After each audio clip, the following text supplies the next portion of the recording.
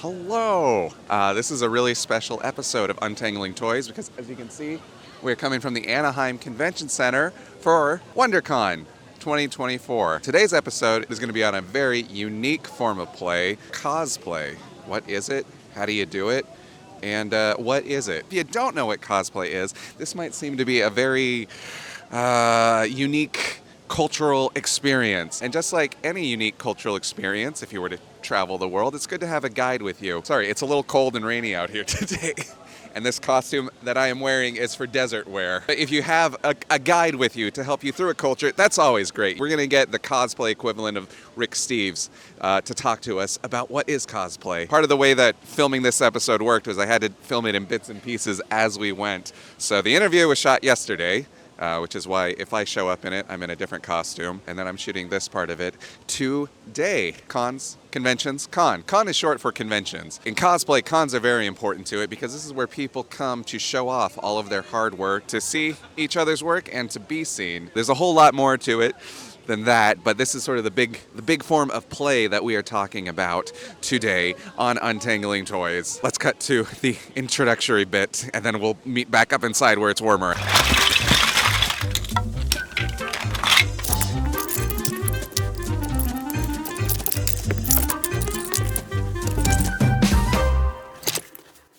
If you've never been to a con before, basically it's a convention where a lot of people get together and dress up and celebrate their favorite fandoms. And these aren't just your big fandoms, like your Supermans, your Iron Mans, your Marvels, your Star Wars and Star Treks.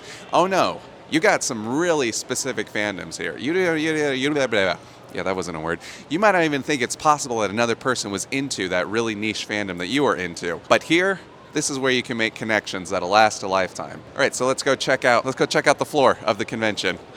Follow me. Cons have become pretty big things lately. You've probably heard about them even if you haven't been to one. And the first time I went to a con, it was pretty overwhelming and I really had no idea what was going on. And the first time you do go to one, you could feel like quite the fish out of water being thrown into a world very, very different than the world that you have come to know. A lot of people think it's only about comic books, but conventions or expos have grown a lot, and now they are about a lot more than just comic books. They're also about movies, really anything pop culture, video games, anime, and manga. Right now we are on the dealer's floor of the convention. There are thousands of booths here. New stuff, vintage stuff that they've made. And there's also a lot of artists here, celebrities and actors. There's also panels where the artists and creators and celebrities talk more in depth about the things that they're making or will make. We just came from a panel talking about classic Universal horror movies like Dracula and Frankenstein and The Mummy. And then the big part that we're going to talk about today and that you can see all around us is cosplay, where you dress up as your favorite character, and then what? And then what do you do? Well, that's what we're going to learn about today. Not from me. We're going to talk to some much more experienced, much more talented cosplayers. So we'll see you after the break. Yeah, see you soon. So now I am here with 3 friends and 3 amazing cosplayers, and they are going to talk to us about what is cosplay. It means I play dress up as an adult. Cosplay is costume play. It means that we dress up and we play as these characters. It's not for a play, like a theater play, and it's not for a movie shoot. They can be theater performers. They can be in television or be doing like fan films or something. But in general, a lot of the time, we're just dressing up to get together and hang out, to do photo shoots with our friends, to like go to conventions together and show off our costumes and like bond with other people who like the same things that we do and stuff, and just to like go out in character and have a fun time. I just realized I forgot to ask you guys to introduce yourselves. So the first thing I'm asking you, introduce yourselves. Hi, I'm Erica. I'm Erica a la mode on social media. I am a cosplayer, costume designer, and historical costumer.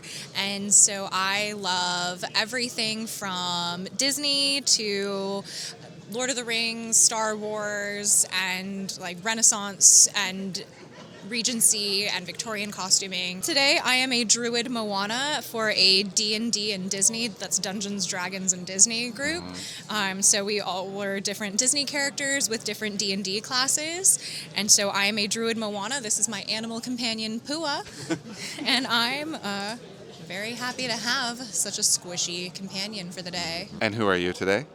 Today? Yeah, just who are you today? Just today? Well, today I'm Colette. Who are you most days? Okay. Well, I'm Charlotte Kriska. I go by Evil Queen Charlotte online. Been cosplaying since 2006. I started off doing a lot of anime cosplays, and then I got more into fantasy cosplays.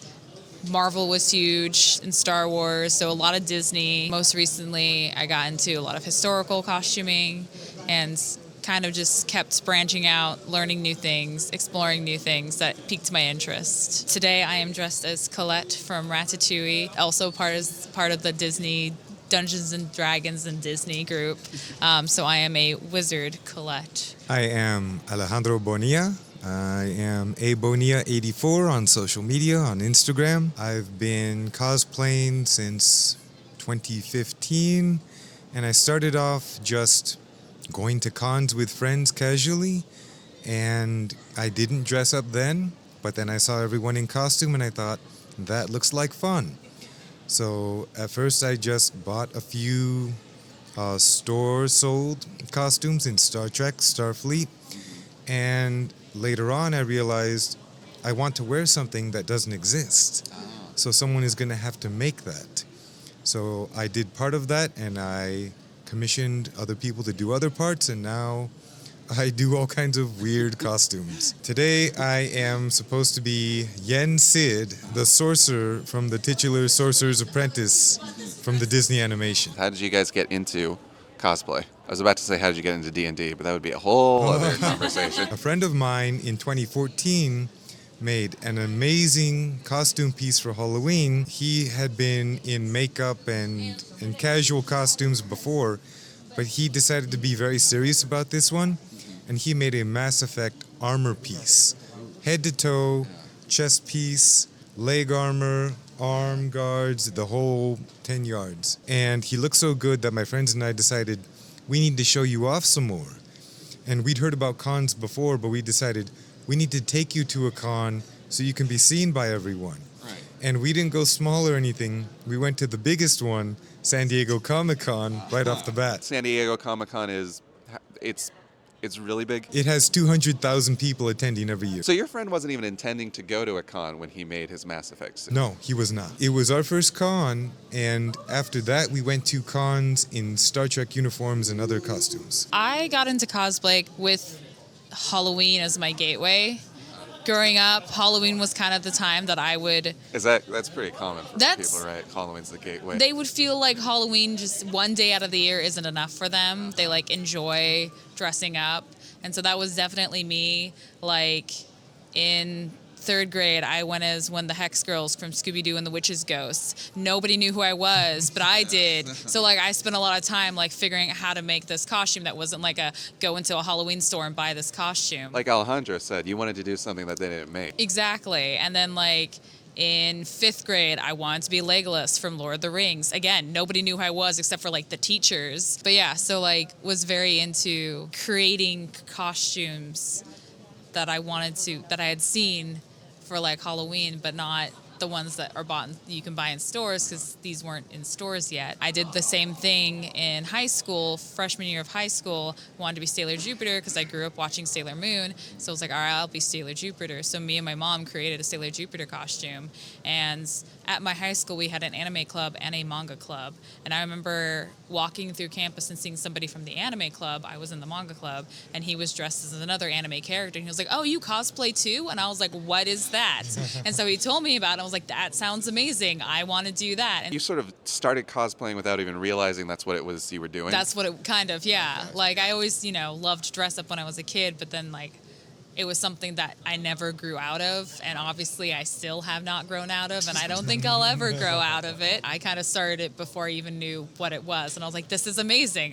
This is what I've meant to do my whole life, I guess. I don't know. We had a family-owned tailor shop in Hawaii, so I always grew up around sewing machines and like handmade clothing and stuff, and that was just always the norm for us. And store-bought costumes were expensive, and so when Halloween would come around or when school plays would come around, we would always make our own. My mom made costumes for me, my grandma made clothes for us and everything. Halloween would roll around, and there was just always this expectation that my costumes would be homemade. I was Miss Spider from the children's book, Miss Spider. I was Arya from the Aragon books when I was 10. I was one of the Greek muses when I was in maybe 5th grade.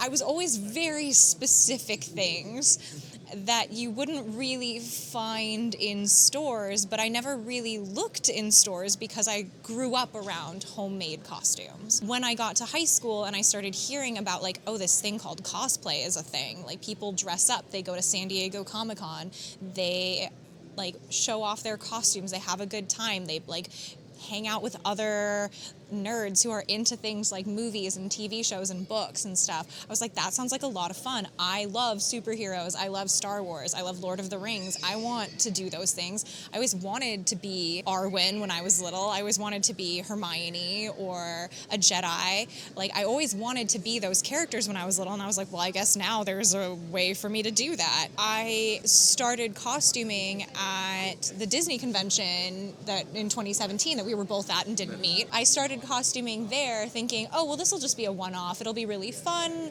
And I'm probably not going to stick with it because it seems really time-consuming and I just have a lot of things going on right now. But I had such a good time and I met so many really cool people. Didn't meet you, though. Not me. Yeah, even though we were like 2 chairs away from each other or something like that. And so I met a bunch of really cool people and they were so supportive and so friendly and so welcoming. We were already dressing up in costume and we were already making custom costumes and everything. But the aspect that we were missing was kind of the community side because we were doing it on our own.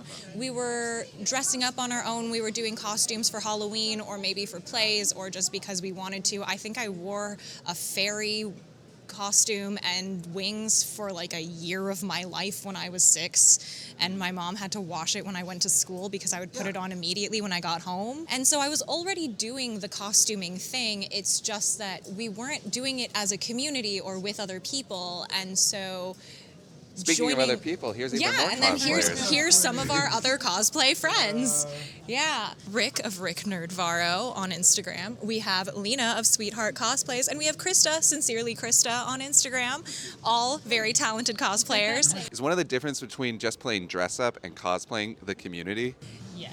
Yeah, I think a big part of turning dress up into cosplay is going to conventions, having cosplay friends, building a community where you can dress up together. It brings a bunch of nerds together who like the same thing, so we can enjoy that same thing together. And it's not as isolated as playing dress up on your own. And it doesn't even have to be like a big event. We literally will dress up as the Addams Family and go get dinner or go to like our local spooky house. So like it doesn't have to be a big event every time. We don't have to get like too many people. Like we know that we like to dress up, so we're just like, yeah, let's dress up and do this. Like it's at the point where like if we all are going to something together, we're just like, are we dressing up or not? What's the dress code? Clearly, you guys put so much work into your costumes. Going to a convention is one way to show it off to everybody, but the photography is a big part of it, right? That's sort of how you save it.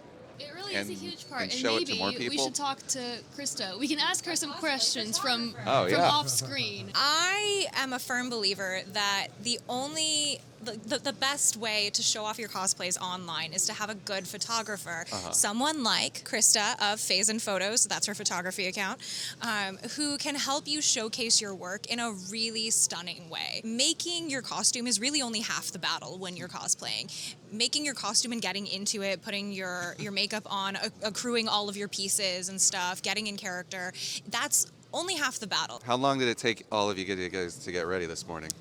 The 3 of us took about 2 hours. Wow. Yeah. About 4 hours. Wow. 30 minutes. One of the most important things that you can have is a good photographer as a cosplayer, because you want someone who knows how to use a camera, who knows what the settings mean, who knows how to frame your cosplay, how to angle your photos and stuff, so that you can really show off the detail work that we put into our costumes, all the love and attention that goes into recreating like a screen accurate Anakin Skywalker. Like if you don't have a good photographer to show off those pictures, to show off your costumes and create really good cinematic photos of your costumes, then you don't really have a great way to showcase your work to others online. And so it's really only a showcase in person kind of thing. And a lot of our social activity now is online based because there's such a big cosplay community on social media, and we can't have conventions every weekend. Even though you guys were already cosplaying and going to cons, did most of you meet online? I actually met them through an online friend. One of the people who I met at the D23 Expo introduced me to a mutual friend of theirs online, and then he invited me to a party where I met them, and then I met these two online during the pandemic when we would watch Lord of the Rings together on Zoom. Most of the people going to cons are adults, even though there are some kids here. But would you sort of say that cosplay is mostly something adults do? I don't think it has an age associated with it, to be honest, because I feel like there's room for everyone. Obviously, like, I think the reason that there are more adults here is because they have more means to have cosplay, but I think, thank you, but I think that it's definitely for, all ages. Yeah, I mean, primarily adults, but I would say, like, a lot of people start like in their late teens. Cosplay is progressing along, is aging along with the people who are doing it, because I'm seeing, more and more people in their 40s, 50s, 60s doing it, because they started doing it, 20, 30 years ago, and they haven't stopped because, it's not, contrary to popular belief, it's not something you age out of. It's, it's a hobby, it's a lifestyle like any other hobby or lifestyle. Just the fact that, as Rick said, cosplayers are aging up, they're also bringing their families along. So they'll bring their kids who will be forced to cosplay with their parents. I don't know who would do that. Some of those kids, a certain percentage, do love it as well, and then they become the next generation of cosplayers as well. There's also something to be said about being an adult with adult money and your ability to make costumes when you have adult money, because when you're a kid and your allowance is what's limiting you, you can't really indulge in the Padme Amidala lake dress that you've been dreaming of since you were 5, but once you're an adult and you work a job and get a paycheck, then you can afford fabric and dye. That's actually an interesting point, because I started cosplay a freshman year of high school, so obviously I didn't have much money. Right. Like, I had like a little like allowance money, so I would like all my early costumes were made out of cotton because I hated dyeing fabric, and so I was like, all right, I'll just make it out of cotton because that's easy enough to afford, and they had the colors I needed. You can also thrift things. Thrifting is really cool because you can piece things together, and it doesn't mean you're less of a cosplayer because you didn't sew it yourself. I thrifted most of this. Wow. And it's so cute. So as far as how hard is it to get into, it's however hard you want to make it, or however challenging you're feeling up to it? The good thing about this community, though, is that it is very collaborative. And so I love sewing. That's something that I've been around my entire life. And I have some friends who don't know which end of a sewing machine does what.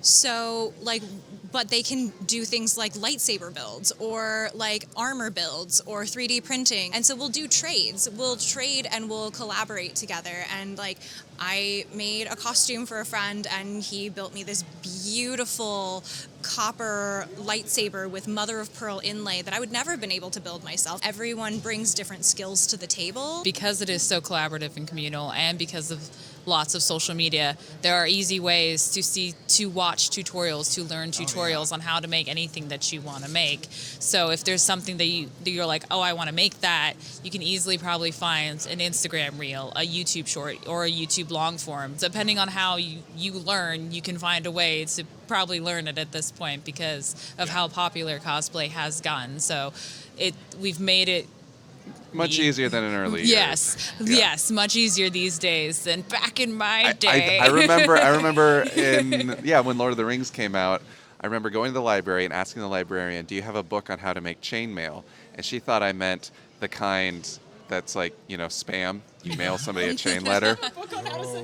Yeah. A lot of adults have trouble making friends and playing, but through cosplay, you're able to make a whole lot of friends and make a whole lot of connections. And Lena, you mentioned you met somebody just because they were dressed as the same character as you, right? One of the important things that cosplay really brings to people who otherwise can't really socially interact or don't know how for either reason. Oh my gosh. We'll return after this. A platypus ball gown. Bury the platypus ball gown. It's, again, like I said, it's one of the important kind of aspects of social life is finding just a common interest. Because there's multiple layers of commitment to this. Not only is it you really like the show, you also really like making things, and you also really like the characters. One of the things that I wanted to note on the social aspect, a lot of us weren't really that kid in school that was considered cool. Oh, I was. We weren't really, yeah, like none of us were really the popular kids that had a lot of friends.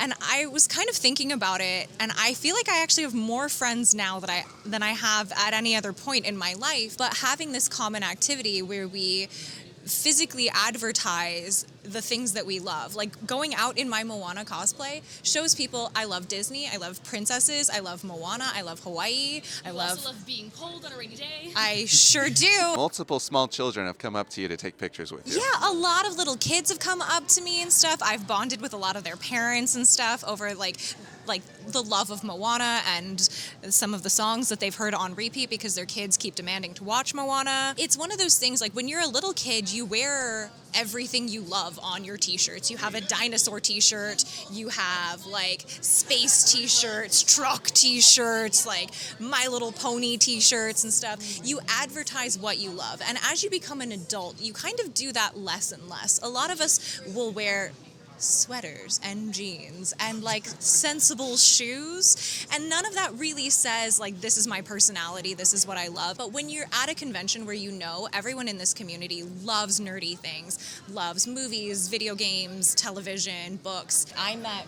Rick because we were both huge Star Wars nerds, and so we loved Star Wars costuming, and so we both went to a Star Wars lightsaber choreography practice, and you cosplay and do choreographed lightsaber fighting as a performance, and that's how we met. To quote Mr. Darcy, I do not have the talent of conversing easily with people I have never met before. But through cosplay, it makes it so much easier because you just form that connection with people. I've often wondered, like, why have I been in this hobby for so long? Like, you know, I think my parents are still expecting me to kind of age out of it and, like, that it's just a phase. But the reality of it is that this is, you know, something I think I can speak for all of us that, like, we all have loved nerdy fandoms for most of our lives. And this is like a great way to, you know, connect with other people through that. You know, I can't just go up to someone randomly at a cafe or at a bar and start a conversation. That's just weird. At a convention like we are now, you know, it's perfectly socially acceptable to go up to someone and be like, hey, you're that character from that Jurassic Park cartoon, which just happened downstairs. It just makes it so much easier, and you form these like lasting friendships. You know, now a lot of people that I've met at a very superficial level, like, oh, I like your cosplay, I like your cosplay, have now become, you know, much, you know, closer and deep friendships. So Another example of French. Yeah. Comic-Cons and cosplay conventions have definitely grown in the past few decades. Do you think this is a height of its popularity? Does it have a long way to go still? This is the current height of its popularity. Like, even when I got into it in, like, 2015, it was still kind of like the nerdy thing to do. Like, TV shows would still talk about, like, comic conventions, but in, like, the demeaning way. It is a goofy thing that we do. We dress up like fictional characters, but we embrace the goofy. And also, especially during the pandemic, more and more people just didn't have anything to do, so they'd put on fun costumes and shoot a TikTok. And so now everyone everywhere is finding out about this thing called cosplay, and so more and more people are delving into this world, going to conventions, and now that the convention scene is open again, it's just growing and growing and growing. Costuming and costume parties have always been a thing. You can find historical fashion plates from costumed balls and costume parties that people held where it's like a Victorian gown that's also like a moth or something, or like an 18th century Rococo gown that's somehow also like a pastoral ballerina. Costume play has always sort of been a thing. It's just that now there's a specific genre and a specific community for it that's come together through conventions. Because media is constantly evolving, conventions can sort of evolve with them to adapt and like stay current. So like we went through a huge wizarding phase where everyone was doing a lot of wizard-oriented stuff. We went through a vampire phase conventions, and like vampire movie actors were at conventions and doing panels and showing on like vampire costumes. And then we went through a superhero phase and a dystopian phase. And so cosplay is constantly evolving, and I think there will always be a place for costuming and the make-believe that comes along with it and the wish fulfillment that comes along with it. Whether or not we continue doing conventions of this setting, there's always really going to be a place for costuming. Well, thank you guys so much for talking about your passion on the show and spending your time here. Bye. Bye. Yeah. Thank you for having us. Thanks for having us. We'll talk to you more later. Bye. Next week. Bye-bye. Did you say see you next week? Is this not a weekly podcast? Not a weekly podcast about us. That's all for this week's episode of the Untangling Toys podcast. Thank you so much to Erica, Charlotte, Alejandro, all the cosplayers who told us about their passion and how they play. Thank you for listening and or watching. If you're liking the show, you can watch it, subscribe it, rate it wherever you listen to shows. That helps it grow. And then if you have any questions for us or suggestions for future episodes, you can always contact us at untanglingtoys@gmail.com. Until then, I'll see you on the next episode. Bye. And we are at the top of the stairs. We made it.